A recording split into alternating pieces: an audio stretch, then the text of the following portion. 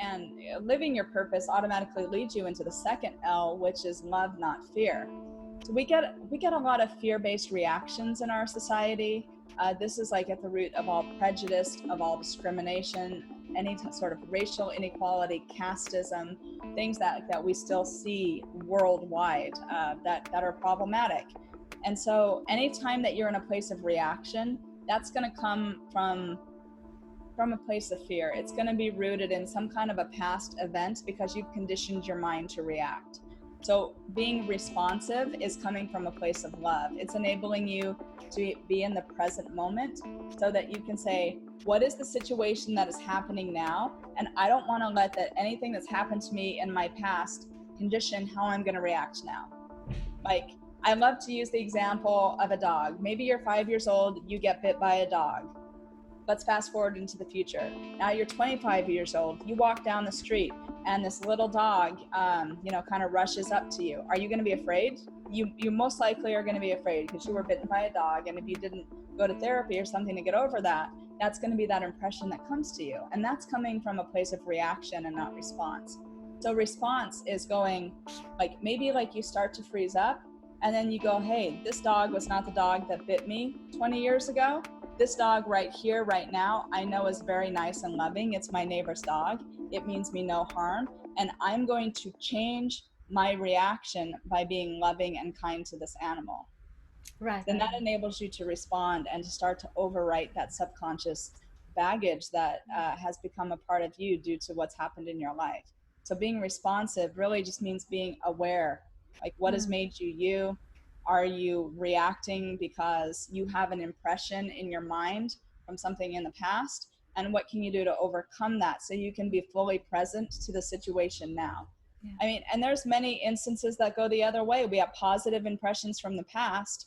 We bring that into the present, and maybe the present situation doesn't warrant that. Maybe you need to be more discerning as to the people that you're interacting with. So responding and being present is hugely important for spreading love and tolerance in the world. It's the only way we're going to get to a place of understanding. Yes, and it's the fear really around us that is igniting all of these, political and economic and social.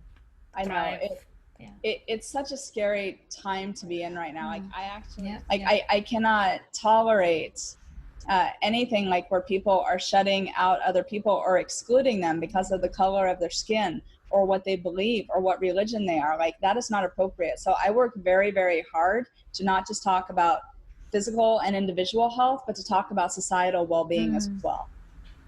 Yes. Oh my gosh. Yes. Which leads us to your next book, The Soul of Purpose. Yes. And I love it that you have, well, of course, purpose in your title because it's all you do and it's all you advocate for. And then soul, which speaks so intimately to this spirituality you were just telling us. Absolutely. And individuality you were telling us about. Yes. So tell us more about The Soul of Purpose. So the reason that I titled it The Soul of Purpose was I really wanted people to understand what are the roots of purpose itself? Why is it so central to everything? Most people just don't understand how truly far reaching the implications of purpose are between societal health and individual health and spirituality and everything. So it's if purpose had a soul, this would be what it looks like. This is everything that it impacts, and this is what you can do to nourish it and to understand it in your life. So the book does talk about the WELL method and outlines it. It teaches people how to find your purpose, how to determine your elemental constitution, and also how to create a customized blueprint for wellness and well-being in your life. Since there's no one size fits all, it's learn to identify who you are and what you are, and then you fill out this bespoke plan that's going to help you live your purpose and stay healthy. Then the book also talks about my own journey on a very practical kind of day-to-day level. These were the different steps that I took to get better in the order that I implemented them to get better. That's right. Because sometimes people, they start one thing and it's just not the right time. Don't start trying to meditate before you understand the breath, because just by learning how to slow down your breath, that's what slows down the mind. If you sit and meditate and you're Mm-hmm. And you're like breathing super fast, you're never going to slow down the mind, right? So I always have people try breathing exercises for 2 weeks before they start meditating, because if you can learn to breathe longer, to breathe deeper, that automatically is going to slow your mind down, make it easier to meditate. So just by taking things in a step-by-step fashion, you can create synergy. Again, these things will work together to make it easier to accomplish your goals and not feel like you're pushing that boulder up the mountain. And I think like the real crux of the book is how I healed from fibromyalgia. And it wasn't because I knew how to heal myself, because I didn't at the time, but I started to live my purpose. I started walking this journey step by step. What do I need to do now? I think there are definitely some things in the global scheme and on the individual that are predestined, that are going to happen. But you always have the choice. How do you choose to respond or react to a situation? Because your choice in that is going to drastically impact what happens moving on from that event. So yes, while some things may be predetermined, how you respond to it is going to make all the difference in the world as to what happens to you and if your life moves forward in a positive or negative fashion. Now that said, even though we have things that are predestined, things that are going to happen, like COVID or other things in life, anything that is an ending of one thing, like COVID really led to an ending of a lot of things, right? Like things have kind of come to a halt. It means that it's a new beginning for something else. Okay. So you can always try to find what are some of the good things that have come out of it. Like I know me and many other people, we spend far less money being home more often, right? That's a silver lining, like being able to pay off more debts, spending more time with family. If you have pets or something at home, you get to spend more time with them. There's definitely a ton of silver linings in any situation if you choose to see them. I mean, that's the way it is with anything in life. Like you can either focus on the bad parts or you can focus on the good parts and just try to nourish that so it minimizes whatever negativity a situation has caused. Like, you know, I get it. It's hard. We can't travel. I have kids that have been out of school, you know, missing their friends, don't know what to do with routine. Yeah, there's a lot of problems, but there's also a lot of good that has come out of it. So try to focus on that a little bit more, and at least your mood is going to be better. Yeah, and try to grow as well from the adversity. No, yeah, absolutely. I think it's really only through adversity that we grow and we become strong. Like if your life is easy, you're never going to be able to cultivate a strong character or willpower or determination. Like people who had struggles when they were children, who grew up, who had to overcome adversity, like these are the people who are really leading and making change in the world. I don't know anyone that had like an easy life or childhood that's now like some kind of a global leader or motivational figure. Yeah. When can we find your book on the shelves? Well, you can pre-order it now, which I highly encourage you to do because I'm doing an awesome weekly drawing. So anyone who pre-orders and enters the contest, you'll get entered into a weekly drawing to win a free one-on-one session with me. But it will hit shelves on January 5th, 2021. All right. It's around the corner.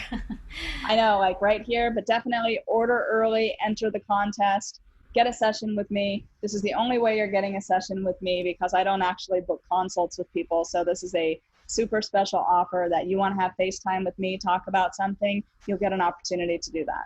Beautiful. And in the meantime, while we wait, we can read your other books, right? Could you remind us? Read Vibrational Healing. Yeah. Yes, it is now published and translated in 10 languages, so you can find it anywhere in the world, just about. I saw that. Congratulations. Thank you. You have an amazing career. I'm so excited. I get to do things that I love. Yeah. I get to write, I get to motivate and inspire people. I get to do public speaking, and I get to help other people get their messages out into the world. So anything I'm doing is kind of it's an act of giving. You know, I'm really, really trying to make the world a better, brighter place because we're in dark times right now, and like we need every light bringer that we can get right now that wants to put their time and energy into helping others. That's beautiful, and with levity as well, like you were saying. Right? Yeah, absolutely. Like you have to be able to motivate and inspire people, not just be like fiery and driven and determined. It's like how can I really uplift other people? That's why I focus on practical things. That's why I love food for mood, you know? We all eat food. That's something I think we can all agree on to some extent, right? Not everyone's going to want to meditate.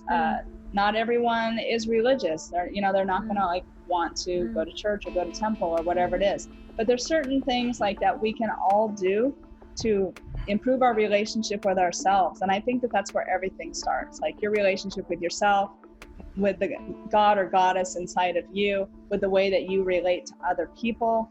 Like this is what's going to like really make change. It's not what you believe, it's how you act and interact with others. Oh, I love that. I don't like that idea of believe in it or visualize it or do it. It's gonna happen, but sit on your couch and wait for it. No, I mean you can. It's beautiful. I could speak with you for hours and hours. Go grab a cup of tea and just stay here with you. I agree. We can just sit and drink tea all afternoon. I'm game for that. We can do this again some other time. You have books to write and things to do and people to save.